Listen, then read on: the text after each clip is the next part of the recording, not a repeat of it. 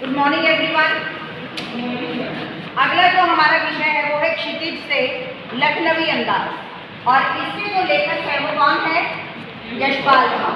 सबसे पहले जैसा कि हम हर पाठ से पूर्व करते हैं, संक्षिप्त में लेखक परिचय करेंगे जो आपके रचनात्मक आर्ट इंटीग्रेशन के तहत आ जाता है और फर्स्ट पेज पे आप लोगों को अपनी नोटबुक पे भी क्या करना होता है? लेखक परिचय करना होता है। ठीक है जी। तो लेखक परिचय में तो इनका जो जन्म है यशपाल जी का सन 1903 में पंजाब में फिरोजपुर में हुआ और इनकी जो मृत्यु है वो 1976 में यानी कि 1976 में हुई। अगर हम इनकी रचनाओं की बात करें तो इनकी महत्वपूर्ण रचनाएं हैं ज्ञानदान, तर्क का तूफान, पिंजरे की उड़ान, वादविया, फूलों का कूड़ा और झूठा सच जो है बेटा इनका बहुत ही बढ़िया उपन्यास है, जिसके लिए और जिसमें उन्होंने भारत विभाजन यानी कि जब पाकिस्तान और भारत के दो टुकड़े हुए थे, दो अलग अलग हिस्से बने थे भारत के, एक पाकिस्तान और एक भारत, तो उस समय की त्रासदी का वर्णन इन्होंने झूठा सच में किया है। अमिता, दिव्या, पार्टी कामरेड, दादा कामरेड, मेरी तेरी, उसकी बात भी इनके बहुत ही महत्वपूर्ण उपन्यास है। अब बेटा यहाँ पर अगर हम लखनवी अंदाज की बात करें तो लखनवी अंदाज में लेखक ने व्यंग्य किया है उन लोगों के ऊपर कि जो नवाब थे लेकिन आज भी अपनी नवाबी परंपरा से अपने आप को अलग नहीं कर पाते। एक नवाब का ही जिक्र है जो सेकंड क्लास ट्रेन के डिब्बे में सफर कर रहा था और वो नहीं चाहता था कि उसकी स्वतंत्रता में अर्थात जिस डिब्बे में वो बैठा है वहाँ उसके पास कोई आए और उसमें कोई खलल पैदा हो। लेकिन किस लिए वो ये सब करना चाहता था? ताकि किसी और को पता ना चले कि जो नवाब लोग थे वो सेकंड क्लास डिब्बे में सफर। और थोड़ा बनावटी जीवन शैली के बारे में भी बताया है कि लोग जो है वो दिखावे में ज़्यादा विश्वास रखते हैं। इन सब के बारे में भी यहाँ पर लेखक ने इस छोटे से व्यंग्य के माध्यम से हमें बताने का प्रयास किया। तो चलिए प्रारंभ करते हैं लखनवी अंदाज। कौन पढ़ेगा? Who will read this chapter? No one? Anybody wants to read the chapter? मुफलिस की पैसेंजर ट्रेन चल पड़ने की उतावली में पुकार रही थी। आराम से सेकंड क्लास में जाने के लिए दाम अधिक लगते हैं, दूर तो जाना नहीं था।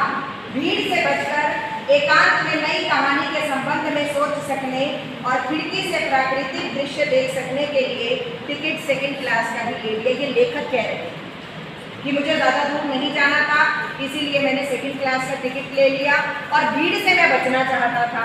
अब जनरल डिब्बे में तो कोई भी बैठा होगा, तो ये अब लेखक है बेटा इन लोगों को वैसे ही एकांत स्थान पसंद होते हैं, तो सोचा कि यहाँ से प्राकृतिक दृश्यों को निहारता हुआ चलूँगा। ये सोचकर उन्होंने ट्रेन के सेकंड क्लास का टिकट ले लिया।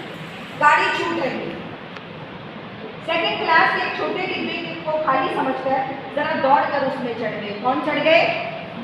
लेखक। कौन चढ़ गए?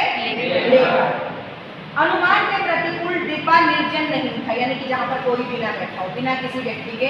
कहते अनुमान लगाया था कि बिल्कुल खाली तो नहीं होगा और ऐसा नहीं था, यानी कि उसके अंदर कोई बैठा था। अब आगे जिक्र है, एक बर्थ पर लखनऊ की नवाबी नस्ल के एक सफेद पोश सज्जन बहुत सुविधा से पालथी मारे बैठे थे। सामने दो ताजे चिकने खीरे तौलिए पर रखे थे। इनको अंडरलाइन कर लीजिए, जो चीजें मैं साथ साथ बता रही हूँ एमसीक्यू में बहुत महत्वपूर्ण है। सेकंड क्लास का टिकट किसने लिया? एकांत स्थान पाने के लिए लेखक। और जब लेखक डिब्बे में चढ़े तो कौन बैठा था? एक सफेद पोश नवाब और उसके सामने क्या रखे थे? तौलिया और दो खीरे। डिब्बे में हमारे सहसा कूद जाने से सज्जन की आंखों में एकांत चिंतन में विघ्न का संतोष दिखाई पड़ा। अब इस पंक्तियों का क्या मतलब है बेटा? हम शांत बैठे हैं, हम नहीं चाहते कि हमें कोई आकर परेशान करे, हमें कोई डिस्टर्ब करे, लेकिन जब एकदम आ जाता है तो हम अपने चेहरे से दिखा देते हैं कि हमें परेशानी हुई है किसी के आने से। तो ठीक उसी प्रकार कहते कि नवाब साहब को भी लगा कि उनके चिंतन में खलल पड़ गया। कहते बड़ा असंतोष दिखाई दिया, वो नहीं चाहते थे कि कोई भी उस डिब्बे में और आए। यह भी कहानी के लिए सूझ की चिंता में हो या खीरे जैसी अपदार्थ वस्तु का शौक करते देखे जाने के संकोच में हो। अब लेकर कहते हैं मुझे मुझे नहीं पता, मैं तो अपनी ये कहानी लिखने के लिए एकांत चाहता था।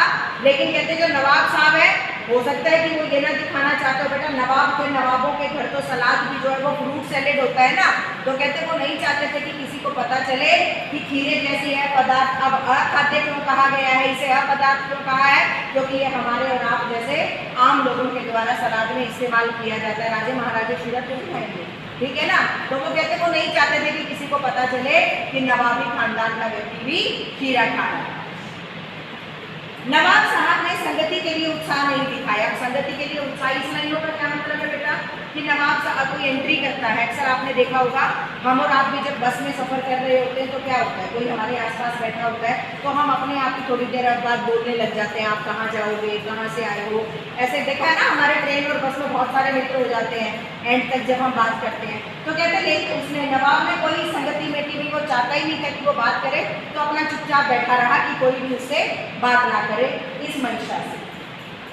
हमने भी उनके सामने की बर्थ पर बैठकर आत्मसम्मान में आंखें चुरा ली। आत्मसम्मान की भी मेरा भी कोई सेल्फ रेस्पेक्ट है, जब वो मुझसे बात करने का इच्छुक नहीं है तो लेखक ने भी अपनी आंखें दूसरी ओर घुमा दी। खाली बैठे कल्पना करते रहने की पुरानी आदत है। लेखक को कवि हो बेटा ये लोग कल्पना तो करेंगे, ठीक है। नवाब साहब की असुविधा और संकोच के कारण का अनुमान करने लगे। कहते हैं हम बैठे बैठे अनुमान लगाने लगे कि आखिर नवाब साहब इतना संकोच क्यों कर रहे हैं।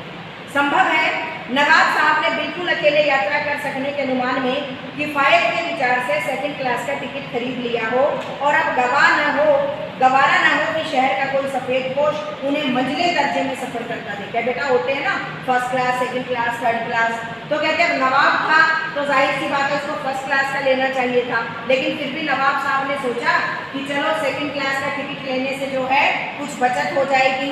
इस विचार से वो यहाँ पर बैठे थे और संकोच क्या था, वो नहीं चाहते थे, नवाब थे क्योंकि फर्स्ट क्लास में सफ़र करते आए हैं कि उनको कोई भी व्यक्ति देखता कि वो सेकंड क्लास के दर्जे में सफ़र कर रहे हैं। अकेले सफ़र का वक्त काटने के लिए ही शायद खीरे खरीदे होंगे। और अब किसी सफ़ेद पोश के सामने खीरा कैसे खाएं, कि अब अगर बैठा है कोई व्यक्ति तो उसके सामने खीरा कैसे खाएं, जो कि नवाबी परंपरा के बिल्कुल विपरीत है, ठीक है। तो कैसे खाएं अब इस खीरे को। हम कनखियों से नवाब साहब की ओर देख रहे थे। कनखियाँ क्या होती है कि हम ऐसे हैं और ऐसे किसी को देखते रहे, सामने नजरें ना मिलाकर, ये होता है कनखियों से, साइड से देखना, इधर से देखना, सीधे नहीं, ऐसे देखना, ऐसे देखना, ठीक है। नवाब साहब कुछ देर गाड़ी की खिड़की से बाहर देखकर स्थिति पर गौर करते रहे। वो लगातार खिड़की से बाहर देख रहे थे। नवाब साहब का सहसा भाव परिवर्तन अच्छा नहीं। भाप लिया, आप शराफत का गुमान बनाए रखने के लिए हमें भी मामूली लोगों की हरकत में लपेट लेना चाहते हैं। जवाब दिया, शुक्रिया, किबला शौक फरमाए। अब देखिए लेखक कहता कि अब कोई उसने सोचा होगा आम आदमी है तो इसकी तरफ मुझे क्यों देखना, लेकिन जब वो खीरे खाने लगा तो उसने कहा कि आप भी लीजिए, शौक फरमाए। तो उसने कहा मैं भी कोई साधारण व्यक्ति नहीं था, उसने सोचा कि ऐसे ही होगा ये भी, तो मैंने भी जो है उसको मना कर दिया अपने आत्मसम्मान में कि नहीं मुझे नहीं खाना, या आगे इन पंक्तियों में आएगा। नवाब साहब ने, उन्होंने मना कर दिया था। फिर नवाब साहब ने फिर एक पल खिड़की से बाहर देखकर गौर किया और दृढ़ निश्चय से खीरों के नीचे रखा तौलिया झाड़कर सामने बिछा लिया। इन पंक्तियों को भी बहुत ध्यान से देखिएगा, ये पैराग्राफ वैसे भी इंपॉर्टेंट है बेटा। फाइनल टर्म में पैराग्राफ बेस्ड जो क्वेश्चन आंसर्स आते हैं, पठित गद्यांश आधारित जो प्रश्नावली आती है, उसके लिए ये काफ़ी इंपॉर्टेंट है। दृढ़ निश्चय से खीरों के नीचे रखा तौलिया झाड़कर सामने बिछा लिया। सीट के नीचे से लोटा उठाकर दोनों खीरों को खिड़की से बाहर धोया और तौलिए से पोंछ ली। जेब से चाकू निकाला, दोनों खीरों के सिर काटे और उन्हें गोद कर झाग निकाला। झाग निकालते हैं ना कि खीरे की कड़वापन दूर हो जाए। फिर खीरों को बहुत एहतियात से छीलकर हाथों को करीने से तौलिए पर सजाते हैं। यह प्रक्रिया कि खिड़की, उनको खीरों को निकाला, खिड़की से बाहर लोटे के पानी से धोया, फिर तौलिए से पूछा, फिर चाकू से उनको करीने से काटा और उस पर जो है अच्छे से वो फाके जचा दिया अपने तौलिए पर अपने सामने। लखनऊ स्टेशन पर खीरा बेचने वाले खीरे के इस्तेमाल का तरीका जानते हैं। ग्राहक के लिए जीरा, नीला नमक और पीसी हुई लाल मिर्च की पुड़िया भी हाजिर कर देते हैं। अक्सर आपने देखा होगा ना, कई अमरूद वाले भी होते हैं, वो भी वो साथ में एक अपना मसाला रखते हैं, वो भी दे दिया करते हैं इन चीज़ों के साथ साथ। नवाब साहब ने बहुत करीने से खीरे की फांकों पर जीरा मिला नमक और लाल मिर्च की सुर्खी बुरक दी और उनकी प्रत्येक भाव भंगिमा और जबड़ों के स्वरों से स्पष्ट था कि उस प्रक्रिया में उनका मुख खीरे के रसास्वादन की कल्पना से प्लावित हो रहा था। इसका मतलब क्या है कि जैसे ही सामने हमें भूख लगी हो और कोई चीज सामने तो अपने आप ही होने लगता है ना, खाने को मिल जाए कि बहुत भूख लगी है, तो कहते हैं उनके मुंह से भी लग रहा था कि साहब खाएंगे क्योंकि इनको बहुत ज्यादा भूख लग रही है। हम कनखियों से देखकर सोच रहे थे कि मियाँ रईस बनते हैं, लेकिन लोगों की नजरों से बच सकने के ख्याल में अपनी असलियत पर उतर आए कि वैसे तो कहते हैं हम बड़े रईस हैं, पुराने रईस हैं, खानदानी रईस हैं, खानदानी नवाब हैं, लेकिन अब अपनी असलियत पर उतर ही आए, भूख लगी है तो खीरा भी खा ही डालेंगे। अब देखो नवाब साहब ने फिर एक बार हमारी ओर देख लिया। बल्ला शौक कीजिए, लखनऊ का पालन खीरा है। नवाब साहब ने कहा आप भी लीजिए, बहुत बढ़िया खीरा है। नमक मिर्च छिड़क दिए जाने से ताजे खीरे की बनियादी फाके देखकर पानी मुंह में जरूर आ गया। कहता मेरे भी मुंह में पानी आ गया, इच्छा हो रही थी कि मैं भी खा लूँ, लेकिन इनकार कर चुके थे, पहले वो मना कर चुका था कि नहीं मुझे नहीं खाना है। आत्मसम्मान निभाना ही उचित समझा, उत्तर दिया शुक्रिया, इस वक्त तलब महसूस नहीं हो रही, मैदा भी जरा कमजोर है, पिघला शौक का कि आप ही खाइएगा। मैदा होता है पेट, कि मेरा पेट भी थोड़ा खराब है और मुझे तलब महसूस नहीं हो रही, इच्छा नहीं हो रही, तो आप ही खाइए। नवाब साहब ने सतृष्ण आंखों से, यानी कि पूरी तृष्णा के साथ किसी चीज की भूख हम बड़ी ललचाई नजरों से देखते हैं ना, ठीक उसी प्रकार उन्होंने नमक मिर्च के संयोग से चमकती खीरे की फाकों की ओर देखा, खिड़की के बाहर देखकर दीर्घ निश्वास लिया। कैसे दीर्घ निश्वास, पता है ना कि सांस ले रहा हो फिर उसको छोड़ देना। खीरे की एक फांक उठाकर होठों तक ले गए, फांक को सूंघा, स्वाद के आनंद में पलके मूंद गए। भाई स्वाद आया और आंखें बंद कर ली उन्होंने। मुंह में भर आए पानी का घूंट गले से उतर गया। तब नवाब साहब ने फांक को खिड़की से बाहर छोड़ दिया। नवाब साहब खीरे की फाकों को नाक के पास से ले जाकर वासना में रसा स्वागत कर खिड़की के बाहर फेंक देंगे। यानी कि खीरे की फाक उठाई, सूंघा, फेंक दिया, खीरे की फाक उठाई, सूंघा और उसको बाहर फेंक दिया। नवाब साहब ने खीरे की सब फाकों को खिड़की से बाहर फेंककर तौलिए से हाथ और होठ पूछ लिए और गर्व से गुलाबी आंखों से हमारी ओर देख लिया, मानो कह रहे हों कि वह है खानदानी रईसों का। समझ गए कि हम तो बिना खाई भूख मिटा लिया करते हैं, जबकि आगे ये व्यंग्य यही है कि क्या बिना खाई भूख मिटाई जा सकती है? नहीं मिटाई जा सकती। नवाब साहब खीरे की तैयारी और इस्तेमाल से थककर लेट गए। हमें तस्लीम में सिर खम कर लेना पड़ा, यह खानदानी तहजीब, नफरत और नज़ाकत। हम गौर कर रहे थे खीरा इस्तेमाल करने के इस तरीके को खीरे की सुगंध और स्वाद की कल्पना से संतुष्ट होने का सूक्ष्म, नफीस या एब्स्ट्रैक्ट तरीका जरूर कहा जा सकता है, परंतु क्या ऐसे तरीके से उदर की तृप्ति भी हो सकती है? बताओ भाई, इन पंक्तियों का क्या अभिप्राय? उदर क्या होता है? पेट। क्या बिना खाए पेट की तृप्ति हो सकती है? क्या केवल भोजन को सूंघ कर भूख मिटाई जा सकती है? नहीं मिटाई जा सकती। नवाब साहब की ओर से भरे पेट के मुझे डकार का शब्द सुनाई दिया, यानी कि उन्हें सुनकर तो डकार भी हुई कि मेरा तो पेट भर गया। और नवाब साहब ने हमारी ओर देखकर कह दिया, खीरा लजीज होता है लेकिन होता है शकील नामुराद, मैदे पर बोझ डाल देता है। कहते खीरा लजीज होता है लेकिन मैदे पर बोझ डालने वाला होता है, इसलिए उसको सुनकर फेंक दिया। ज्ञान चक्षु खुल गए, पहचाना ये है नई कहानी के लिए। खीरे की सुगंध और स्वाद की कल्पना से पेट भर जाने का डकार आ सकता है, तो बिना विचार, बहुत इंपॉर्टेंट क्वेश्चन है लास्ट की लाइन में, बिना विचार, घटना और पात्रों के लेखक की इच्छा मात्र से नई कहानी नहीं क्यों नहीं बन सकती। अब लेखक ये कहता है कि जब बिना खाए पेट भर सकता है, वो कहता है, तो क्या बिना विचार, पात्र, घटना की कहानी लिखी जा सकती है? हमारा उत्तर होगा नहीं। जब तक आपके पास कोई पात्र नहीं होगा, घटना नहीं होगी, समय नहीं होगा, तब तक आप लिख सकते हो। आपके मन में कोई कहानी लिखने का विचार नहीं आएगा, क्या तब तक आप कहानी लिख सकते हो? नहीं लिख सकते। तो यहाँ पर जो प्रश्न का उत्तर, ये प्रश्न आएगा हमारे पाठ्यक्रम में भी, आपकी पुस्तक में भी, कि क्या ऐसा हो सकता है? तो आप कहेंगे नहीं, जिस प्रकार खाए बिना पेट नहीं भरा जा सकता, ठीक उसी प्रकार बिना घटना, विचार और पात्रों की भी कहानी लिखना संभव है। ठीक है जी, तो चलिए इसकी प्रश्नावली पर भी चर्चा कर लेते हैं। लेखक का नवाब साहब के किन हाव भाव से महसूस हुआ कि वे उनसे बातचीत करने के लिए तनिक भी उत्सुक नहीं है? क्या हुआ था भाई जब वो ट्रेन के डिब्बे में आए? लेखक ने जैसे ही ट्रेन के डिब्बे में एंट्री की तो क्या हुआ था? बोलो। बिल्कुल पहले पैराग्राफ में था कि जैसे ही लेखक ने ट्रेन के डिब्बे में एंट्री की, प्रवेश पाया, तो उनके चेहरे से, नवाब साहब के चेहरे से साफ झलक रहा था कि उन्हें बड़ा संकोच हुआ है। उनके चेहरे पर असंतोष दिखाई दे रहा था और उन्होंने उनसे बात करने में किसी प्रकार की कोई रुचि नहीं दी। ठीक है जी। नेक्स्ट है, नवाब साहब ने बहुत ही यत्न से खीरा काटा, नमक मिर्च बुरका और अंततः सूंघ कर ही खिड़की से बाहर फेंक दिया। उन्होंने ऐसा क्यों किया होगा? उनका ऐसा करना उनके कैसे स्वभाव को इंगित करता है? ऐसा क्यों किया होगा? नवाबी परंपरा दिखाने के लिए। कहते हैं नवाब तो ऐसे होते हैं जो सूंघ कर ही पेट भर लेते हैं और खीरे जैसे अपदार्थ को नहीं खाएंगे। अपनी नवाबी परंपरा को दिखाने के लिए उन्होंने ऐसा किया। और फिर ये कहते हैं कि उनके किस स्वभाव को इंगित करता है कि उनके अंदर आज भी दिखावटीपन बरकरार है। भले ही नवाब लोग चले गए, पहले जैसे नवाब नहीं रहे, लेकिन उसके बावजूद भी वो दिखावटीपन पर विश्वास रखते हैं। बिना विचार, घटना और पात्रों के बीच क्या कहानी लिखी जा सकती है? यशपाल के इस विचार से आप कहाँ तक सहमत हैं? बताइए, आप सहमत हैं?